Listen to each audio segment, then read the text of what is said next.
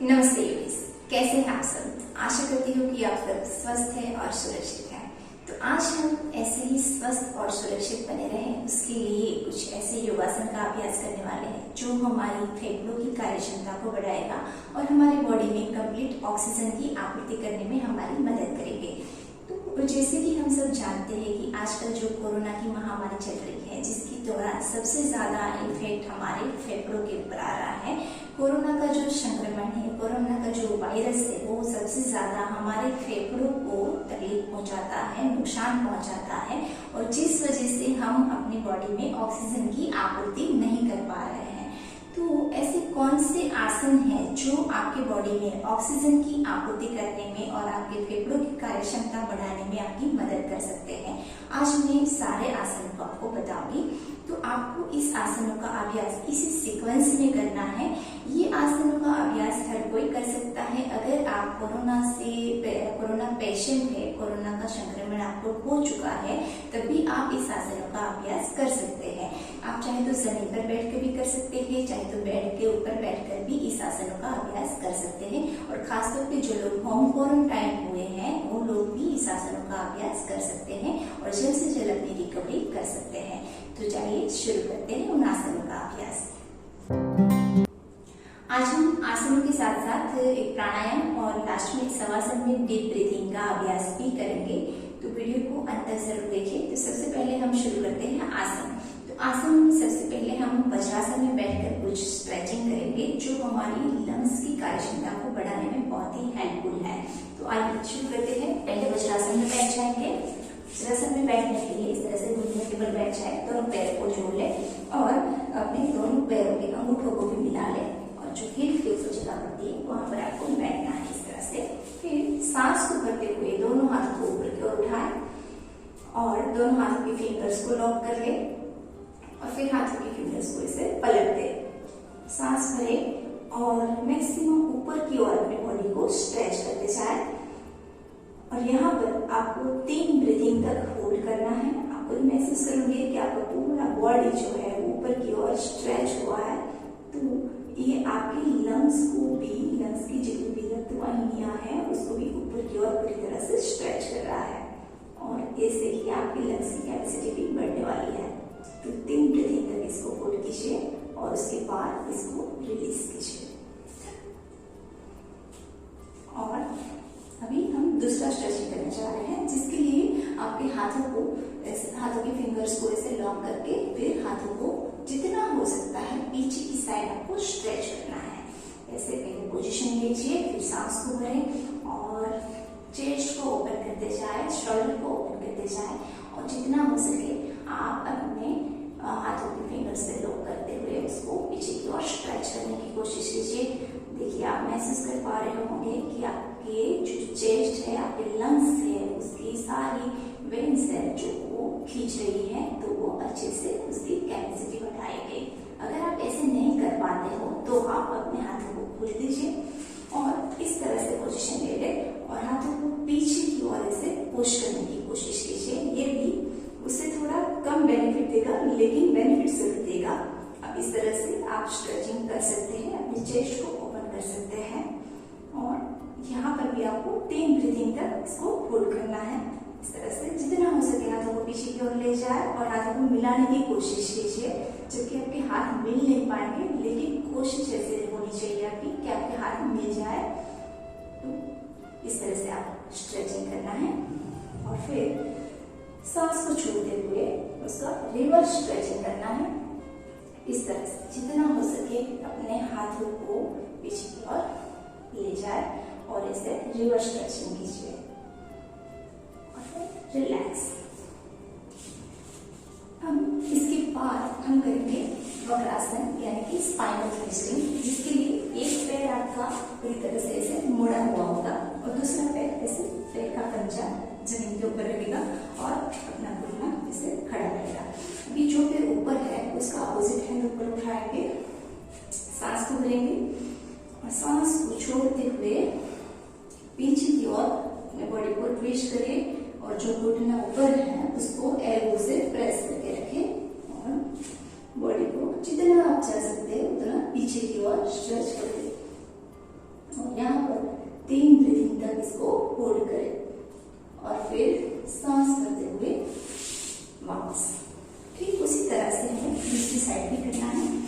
जिसके लिए जो पैर ऊपर था उसको मोड़कर हम नीचे रखेंगे और जो नीचे था उसका पैर का पंजा जमीन पर रहे, इस तरह से पोजीशन लेंगे। घुटने को ऊपर रखेंगे, सांस को भरते हुए अपोजिट हाथ को ऊपर उठाएंगे और घुटने को एल्बो से प्रेस करेंगे और सांस को इधर से बाहर की ओर निकालते हुए ऐसे स्पाइन से ट्विस्ट करेंगे और अपने चेस्ट को ओपन करने की कोशिश करिए। 3 ब्रीथिंग तक यहाँ पर होल्ड कीजिए और फिर सांस भरते हुए रिलैक्स। अब नेक्स्ट जो आसन है वो है गौ आसन, जिसके लिए आपको ये पैर ऐसे ही मुड़ा हुआ रखना है, जिसकी हिप को बाहर की ओर रहेंगी और दूसरा पैर भी ठीक उसी तरह की पोजीशन में रहेगा ऐसे। अब यहाँ पर जो पैर ऊपर है वो वाला हाथ आप ऊपर से ले जाए जैसे, और दूसरा हाथ पीछे साइड और इस तरह से आपको अपने दोनों हाथों को पकड़ लेना है। अगर आप हाथ नहीं पकड़ पाते हो तो भी कोई बात नहीं, आप रुमाल या नैपकिन ऐसा कुछ भी रख के भी बीच में सपोर्ट के लिए रख सकते हो। ऐसे पकड़कर उसको पकड़ लीजिए और आप जितने भी हाथ को नजदीक ला सकते हो नजदीक लाने की कोशिश कर सकते हैं। और अगर आपकी फ्लेक्सिबिलिटी अच्छी है, आप हाथ को पकड़ सकते हो, तो आपको इस तरह से पोजिशन लेनी है और आपका जो स्पाइन है वो पूरा सीधा होना चाहिए। आपका नेक है, हेड है, ये पूरी तरह से स्ट्रेट होना चाहिए। ये आपके लंग्स को अच्छे से स्ट्रेच देगा और इस साइड। तो इस पोजीशन में भी आपको 3 to 5 ब्रीथिंग होल्ड करना है और फिर रिलीज करना है। ठीक उसी तरह से हमें दूसरे पैर से भी करना है। जो पैर नीचे था वो ऊपर जाएगा और जो ऊपर था वो नीचे।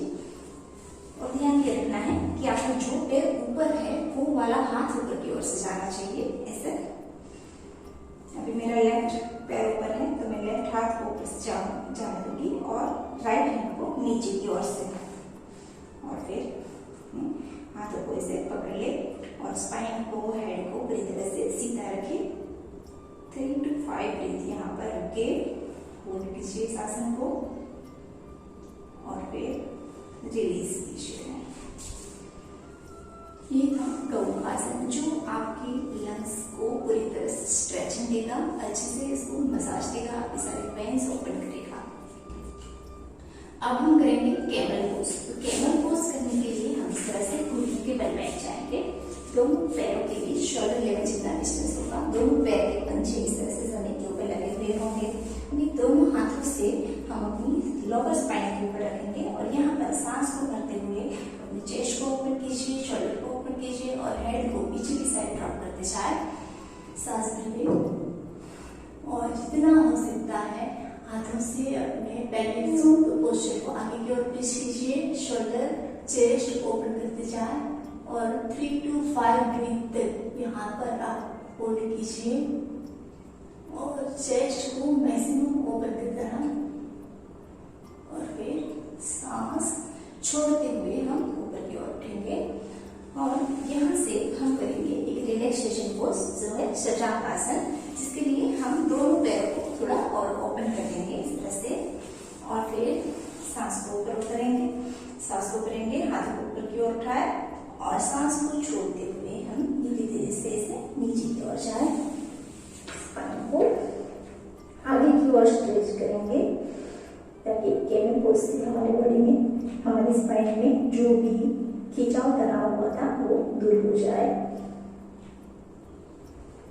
फिर सांस ऊपर की ओर जाए। तो ये था शशांक आसन। अब नेक्स्ट हम करेंगे मत्स्यासन, तो जिसके लिए हमें शरीर पूरी तरह से लेट जाना है। देखिए आप पूरा बॉडी जो है ना वो पूरी तरह से जमीन से लगा रहना चाहिए। आपका सर है, आपका नेक है, सब आपका जमीन के ऊपर लगा रहना चाहिए। अभी सांस को करेंगे, दोनों हाथों को इस तरह से हम अपने शोल्डर के पास ले आए, सांस भरिए और अपने हेड को ऊपर उठाएं, अपने क्राउन को जमीन के ऊपर लगा दें और हाथों को ऐसे नीचे की ओर रख दें। यहाँ पर भी आपको मैक्सिमम चेस्ट को ओपन करना है। अगर आप यहाँ ऐसे नहीं कर पाते हो तो यहाँ पर आप अपने अपनी जो स्पाइन है उसके नीचे कोई पिलो या ऐसा कुछ भी रख सकते हो, और आप आराम से इसको होल्ड कर लोगे और 3 to 5 ब्रेथ तक आप इसको होल्ड कीजिए। तो इसके बाद सांस को छोड़ते हुए जैसे नीचे रखिए। इसका एक रिवर्स पोज हम करेंगे जो है पश्चिमोत्तानासन, जिसके लिए हम ऐसे बैठ जाएंगे और फिर सांसों को भरते हुए हाथों को ऊपर उठाएं और सांस को छोड़ते हुए आगे की ओर झुकते जाएं। यहाँ पर भी आप कुछ पिलो या तकिया कुछ भी रख के उसके ऊपर भी अपने हेड को रख सकते हो, और अगर आपकी फ्लेक्सिबिलिटी अच्छी है तो आप अपने हेड को ऐसे घुटनों के ऊपर भी लगा सकते हो। यहाँ पर भी आप नॉर्मल ब्रीथिंग के साथ 3 to 5 ब्रेथ इसको होल्ड कीजिए। फिर सांस करते हुए हम ऊपर की ओर उठेंगे। अब हम करेंगे भुजंगासन, जिसके लिए हम पेट के बल लेट जाएंगे। इस तरह से पेट के बल लेट जाए, दोनों हाथों को शोल्डर के पास ले आए और सांस को भरते हुए सिर्फ आगे का बॉडी ऊपर की ओर उठाए। इस तरह से सांस भरते जाए, चेस्ट को ओपन करते जाए, शोल्डर को ओपन करते जाए और जितना हो सकता है पीछे की ओर अपनी बॉडी को, ऊपर बॉडी को पीछे की ओर ले जाए। यहाँ पर आप नॉर्मल ब्रीथिंग भी कर सकते हैं। 3 to 5 ब्रीथ इसको होल्ड कीजिए। अगर आप इसे एल्बो बेंड करके नहीं कर पाते हो तो आप इस तरह से पूरे हाथों को सीधा करके भी कर लीजिए। तो 3 to 5 ब्रीथ तक इसको होल्ड कीजिए और फिर सांस को छोड़ते हुए हम यहीं से रिलैक्सेशन के लिए फिर से सदाकासन पोज करेंगे। तो ये वाले पोजीशन में आपको रिलैक्स करना है और नॉर्मल ब्रीथिंग करते रहना है। 3 to 5 ब्रीथ तक इसको होल्ड कीजिए और आप जब तक रिलैक्स नहीं हो जाते हो तब तक इस आसन को होल्ड कर सकते हैं। तो ये हमारा आसन का पूरा सीरीज यहाँ पर कंप्लीट होता है। अब हम करेंगे प्राणायाम। तो प्राणायाम में हम अनुलोम विलोम कर रहे हैं। तो अनुलोम विलोम करने के लिए आप अपनी कंफर्टेबल पोजीशन में बैठ सकते हैं, चाहे तो इस तरह से सुखासन में बैठ जाए, पद्मासन में बैठ जाए, अर्धपद्मासन में बैठ जाए या तो वज्रासन में बैठ जाए। आपको जो भी कंफर्टेबल पोजीशन लगती है उसमें बैठकर इसका अभ्यास कर सकते हैं। मैं यहाँ पर पद्मासन लगा रही हूँ। तो इस तरह से कंफर्टेबल पोजीशन में बैठ जाए। उसके बाद अपनी स्पाइन को पूरी तरह से सीधा कर ले, अपने चेस्ट को पूरा ओपन रखे, शोल्डर को रिलैक्स रखे। इस तरह से आप पोजीशन लेनी है। उसके बाद हाथों में हमारे जो लेफ्ट हैंड है उसके इस तरह से ज्ञान मुद्रा बनाना है। तो हमारे अंगूठे और पहली जो उंगली है उसको मिलाकर इस तरह से ज्ञान मुद्रा में नीचे रखेंगे और हमारा जो राइट हैंड है उसके फर्स्ट 2 फिंगर को हम फोल्ड करके ऐसे हथेली के ऊपर लगाएंगे। हमारा जो अंगूठा है उससे हम अपने नाक को बंद करने में हेल्प करेंगे और ये जो 2 फिंगर है उससे भी हम अपने नाक को बंद करने में मदद लेंगे। तो सबसे चलिए हम अभ्यास शुरू करते हैं। तो सबसे पहले मैं राइट नोस्ट्रिल को बंद करूंगी और लेफ्ट नोस्ट्रिल से मैं सांस अंदर करूंगी। तो आंखों को बंद कर लीजिए और एक बार नॉर्मल ब्रीथिंग कीजिए। सांस भरें और सांस को बाहर की ओर छोड़ दें। उसके बाद राइट थंब से मैं राइट साइड की नोस्ट्रिल को बंद कर रही हूँ। लेफ्ट साइड से सांस को भरूंगी।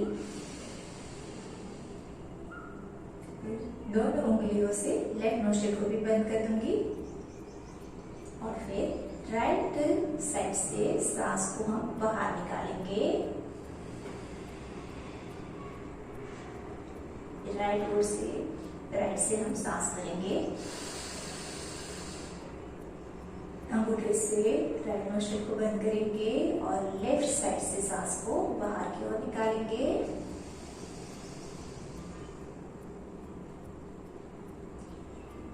लेफ्ट से सांस भरिए।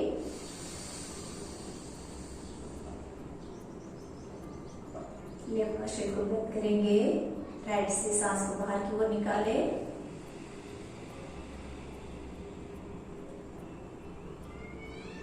राइट से सांस भरेंगे।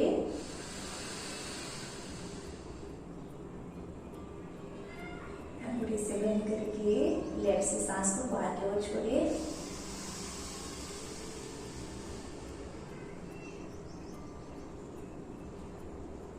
लेफ्ट साइड से सांस भरेंगे,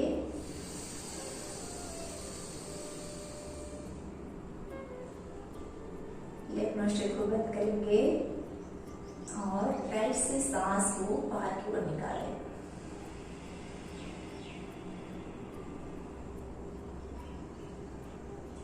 राइट साइड से सांस भरेंगे,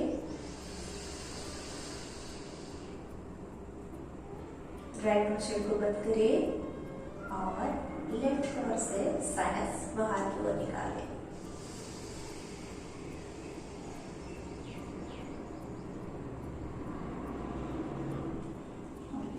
धीरे से अपने हाथों की मुद्रा से रिलीज करके एक लंबी गहरी सांस भरें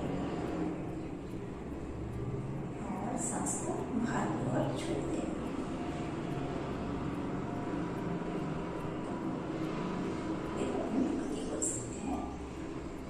यहाँ पर मैंने आपको 3 राउंड करके दिखाया है। जब आप लेफ्ट साइड से सांस भरते हो और राइट साइड से निकालते हो, फिर राइट से भरते हो और लेफ्ट से निकालते हो, ये पूरा एक चक्र होता है। तो ऐसे मैंने 3 चक्र आपको करके दिखाया। आप चाहे तो इसका 10 से 15 चक्र भी कर सकते हैं। और खासकर के जो लोग पेशेंट है उन लोगों को कभी भी सांस लेते वक्त किसी भी तरह का जोर नहीं लगाना है। जितने भी आराम से आप सांस को जितना कर सकते हैं उतना करें और धीरे धीरे से सांस को बाहर की ओर निकालें। ये आपकी लंग्स की कैपेसिटी तो बढ़ाएगा ही, लेकिन साथ ही में आपके स्ट्रेस लेवल को भी कम करेगा। क्योंकि आजकल डर और का माहौल बना हुआ है, एक भय का माहौल बना हुआ है, जिस वजह से बहुत ज्यादा स्ट्रेस बढ़ा हुआ है। तो ये जो स्ट्रेस है ये आपको रिलीज करने में बहुत मदद करेगा। इस प्राणायाम का अभ्यास आपको 10 से 15 चक्र तक करना है। अब हम लेट के डीप ब्रीथिंग का अभ्यास करेंगे, जिसके लिए हम इस तरह से जमीन लेट जाएंगे और शवासन की पोजीशन में दोनों पैरों को पूरी तरह से रिलैक्स कर देंगे। हाथों की हथेलियों को रिलैक्स रखेंगे। पूरा बॉडी हमारा जो है वो एकदम कंफर्टेबल और रिलैक्स पोजीशन में होना चाहिए। आपका सर जो है वो पूरी तरह से जमीन के ऊपर लगा होगा। आपका गर्दन, आपकी स्पाइन सब जमीन के अच्छे से टच करके रखें।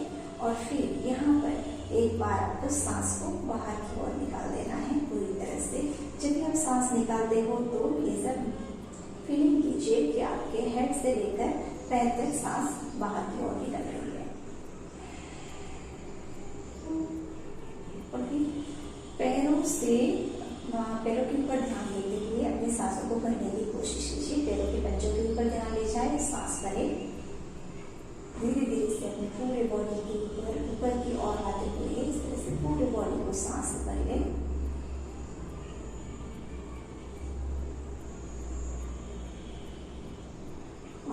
धीरे से अपने सांस को धीरे धीरे से ऊपर से लेकर नीचे की ओर सांस को बाहर की ओर निकालते जाए।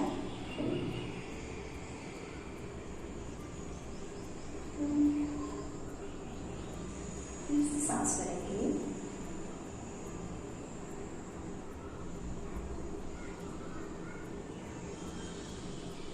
और सांस को ऊपर से लेकर नीचे तक बाहर की ओर निकालते जाएंगे।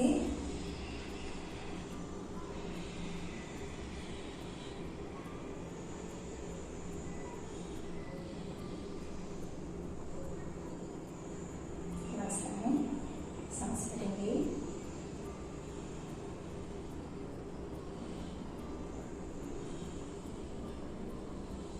सांस को बाहर की ओर निकालें।